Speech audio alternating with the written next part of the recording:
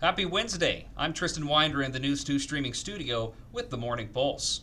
United States Attorney Susan Lear announced that John Hernandez, also known as H-Boy, formerly of North Platte, was sentenced on September 26th in federal court in Lincoln for distribution of 5 grams or more of actual methamphetamine. United States District Judge Susan Bazis sentenced Hernandez to a total of 145 months imprisonment. There is no parole in the federal system, and after Hernandez is released from prison, he'll begin a 5-year term of supervised release.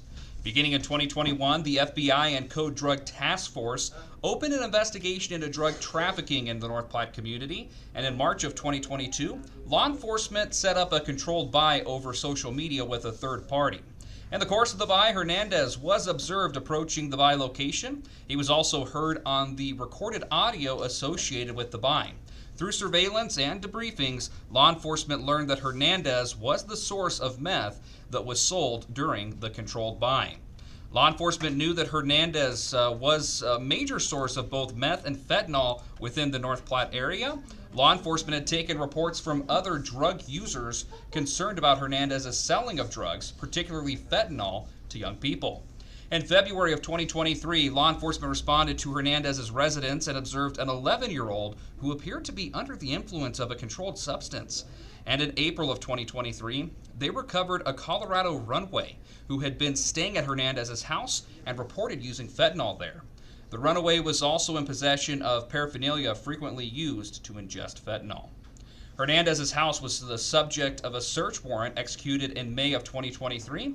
During the execution of the warrant, Hernandez gave a statement to officers advising them that he was working to gather funds and planned to travel to Julesburg to re-up his drug supply.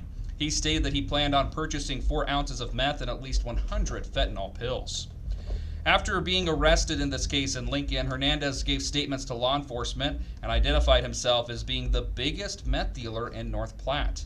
In talking about various sources, Hernandez advised that he had purchased and sold at least 100 ounces of meth and approximately 2,400 fentanyl pills while dealing in North Platte. The case was investigated by the Code Drug Task Force, which is made up of law enforcement agencies throughout a 22-county area in west central and southwest Nebraska, including the North Platte Police Department, the Dawson County Sheriff's Office, Lincoln County Sheriff's Office, and the Red Willow County Sheriff's Office as well. In other news this morning, Nebraska Land Days headliner Bailey Zimmerman had his tickets go on sale this morning. Yeah, that's right. Bailey Zimmerman announced as the second headliner for the 2025 Nebraska Land Days Festival. He joins Luke Bryan, who takes the stage on Friday. Zimmerman will take the stage on Saturday. Tickets went on sale this morning, and they range from $71 in price for general admission and reserved grandstand seats. Party Pit passes are $161, and Golden Circle tickets are $191. Joining Bailey Zimmerman on the stage is Cooper Allen. He'll be the direct opener for Bailey Zimmerman. And then we also have Ashley Cook opening up for Luke Bryan. So tickets and information are at NebraskaLandDays.com. Remember, you want to purchase those tickets from NebraskaLandDays.com and not from any third-party sources.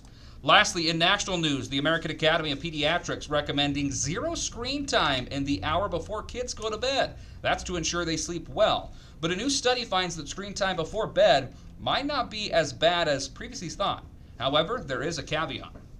A study published earlier this month finds that there was no interference with sleep in kids using devices in the 2 hours before bed. But letting them stay on their phones once they're under the covers did find a negative effect. The researchers studied a group of children ages 11 to 14 in New Zealand, and how they used the devices also mattered. Study authors said that using devices in interactive ways like gaming was worse for sleep than using them for passive activities like watching movies. Rounding out the Morning Pulse here on Wednesday, October the 2nd with a check of the 7-day forecast. Another warm one in store for us today. Temperatures topping out in the low 90s, but cooler to end the work week with temperatures in the mid to low 70s.